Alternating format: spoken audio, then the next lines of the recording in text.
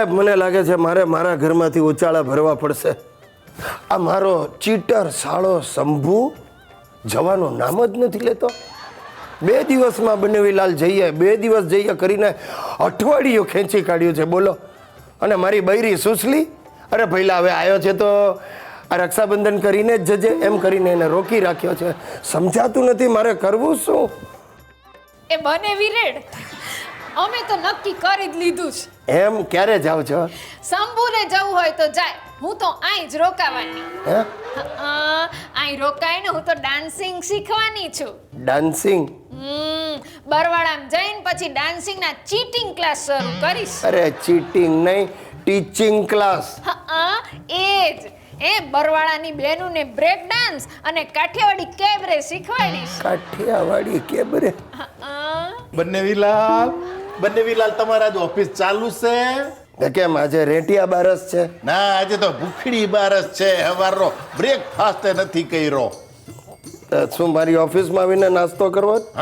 તમારી ઓફિસ ની અંદર છે ને ઓલા બટાકા પૌવા ને કેસર ફાલુદા ટોપના પેટનું મળે હો. મને ખબર છે, ગઈ ફેરી એટલો ફાલુદા ઝાપટી ગયો તો અડધો પગાર એ બિલ ચૂકવવામાં ગયો. દિલ? બને વિરેડ કોના દિલની વાત કરો છો? અરે દિલ નહીં, બિલ. ઓફિસની કેન્ટીનનું બિલ. બને વિરેડ આજે તો અમારે તમારી ઓફિસે આવું છે. તમારા boss very good, very lover very પ્રેમાળ. એમને રાખડી બાંધવા જવું છે. ખબરદાર, રાખડીની વાત જ નહીં કરતા. ના ના, ગઈ ફેરી હાથ ડિંડક ચલાવી તું. ભૈલા કરીને આખા સ્ટાફને રાખડીઓ બાંધી દીધી. 2,500 ઉઘરાવ્યા અને મારા બોસ પાસેથી 4,000ની ગિફ્ટ પડાવી હતી. અરે હવે તો રક્ષાબંધન આવે ને એટલે અમારો આખો સ્ટાફ ધ્રુજે છે. તે ગુંજે જ ને. કેવું અસલ ગીત ગાયું તું મેં.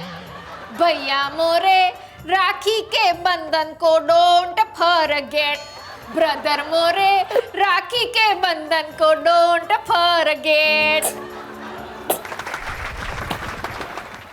દોસ્તો, આ મહિનો મારે માટે ભારે છે. અમારા ઘરમાં પ્રસંગ છે. મારા સુપુત્ર હિતેશની જનોઈનો પ્રસંગ. એના જનોઈના પ્રસંગ માટે મારી બૈરી સુશીલા 1 મહિનાથી ઉછળી રહી છે. બધું નક્કી છે. જુઓ, સવારે હું કોટન સાડલો પહેરીશ, બપોરે બાફટા સિલ્ક, સાંજે સિફોન અને રાત્રે તો મને ડિઝાઇનર વેર જોર્જેટની જ સાડી જોઈશે. ટૂંકમાં 40,000ની ચોંટાડવાનો પ્લાન બનાવી નાખ્યો. અને આ હિતિયો તો મુંડનના બાને મને જ મુંડી નાખવાનો છે. સૂટ બૂટ શેરવાની અને સાંજે સિલ્કનો જબ્બો અને ધોતી. વળી પાછું એણે એના મામા પાસે એટલે મારા શાળા શંભુ પાસે સોનાની ચેનની દરખાસ્ત મૂકી છે. તે શંભુડાએ મને ફોન કરીને મારી પાસે લોનની દરખાસ્ત મૂકી છે. અને મારા દાદા એમણે તો નક્કી જ કરી નાખ્યું, વસરામ ભુવાનું જ જમણ જોઈશે. 500 જણા મિનિમમ અને 500 રૂપિયાની ડીશ. બોલો સાહેબ, આ ઉત્સાહના મહાસાગરમાં મારા કુટુંબે મને ડૂબાડવાનું નક્કી જ કર્યું છે. મારા સાસુ સસરાનો ફોન આવી ગયો, ગિરીશકુમાર અમે તો અઠવાડિયા પહેલાં જ તમારે ત્યાં આવીને રહીશું.